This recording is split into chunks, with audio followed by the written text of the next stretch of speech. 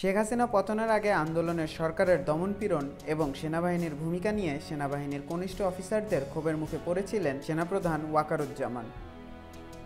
বাংলাদেশের সেনাবাহিনীর প্রধান জেনারেল ওয়াকারুজ্জামানকে ২রা আগস্ট একটি কঠিন পরিস্থিতির মুখোমুখি হতে হয়েছিল, যখন কনিষ্ঠ অফিসাররা চলমান পরিস্থিতি নিয়ে তাদের ক্ষোভ প্রকাশ করেন। মাসব্যাপী ছাত্র আন্দোলনের কারণে দেশে পরিস্থিতি ক্রমশ অবনতির দিকে যাওয়ার প্রেক্ষিতে সেনাবাহিনীকে মোতায়েন করা হয়। দ্য উইক পত্রিকার একটি বিশেষ প্রতিবেদন অনুসারে এই বৈঠকে সেনাপ্রধান সেনা কর্মকর্তাদের উদ্দেশ্যে বক্তব্য রাখেন। ওই বৈঠকটি সেনাপ্রধান আহ্বান করেছিলেন যাতে সেনাবাহিনীর সদস্যদেরকে দেশের পরিস্থিতি নিয়ে আলোচনার সুযোগ দেয়া যায়। উত্তেজিত কর্মকর্তাদের ক্ষোভ কমাতে সেনাপ্রধান বলেছিলেন, যদি ক্ষমতা হস্তান্তর গণতান্ত্রিক উপায়ে না হয় তবে আমাদের দেশ কেনিয়া বা অন্য আফ্রিকান দেশের মতো হতে পারে। তিনি আরও বলেন, আমাদের দেশে ১৯৭০ সালের পর এমন গণবিক্ষোভ দেখা যায়নি, তাই এটি একটি অনন্য ঘটনা। আমাদের সকলকে ধৈর্য ধরতে হবে। তবে সেনাবাহিনীর অভ্যন্তরে উত্তেজনা তখনও ছিল। বৈঠক শেষে কনিষ্ঠ অফিসারদের অসন্তোষ স্পষ্টভাবে উঠে আসে এবং শেষ পর্যন্ত জেনারেল ওয়াকারুজ্জামানকে শেখ হাসিনার পদত্যাগের দাবির সামনে নতি স্বীকার করতে বাধ্য করা হয়।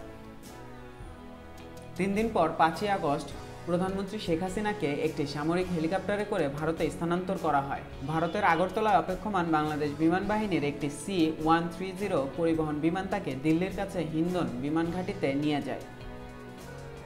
জেনারেল ওয়াকারুজ্জামানের অবস্থা ছিল অস্বস্তিকর, কারণ তাকে শেখ হাসিনা নিয়োগ দিয়েছিলেন। তাছাড়া বৈবাহিক সূত্রে তিনি শেখ হাসিনার আত্মীয়। বিষয়টি সম্ভবত তাকে স্থিতিশীল পরিস্থিতি সম্পর্কে আরও একটু সতর্ক করে তুলেছিল।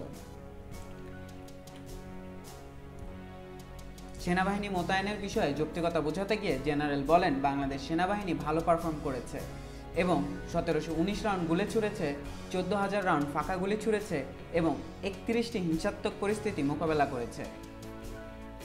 একজন কনিষ্ঠ অফিসার মেজর মোহাম্মদ আলী হায়দার ভূঁইয়া সেনাবাহিনীর পদক্ষেপের বৈধতা নিয়ে প্রশ্ন তোলেন এবং কোরআনের ২টি আয়াত উল্লেখ করে অত্যাচারের বিরুদ্ধে সহায়তা চেয়েছিলেন। জেনারেল তার উত্তরে শুধু আমিন বলেন। একজন মহিলা অফিসার মেজর হাজরা জাহান জনগণের ক্রমবর্ধমান অসন্তোষের বিষয়ে উদ্বেগ প্রকাশ করেন।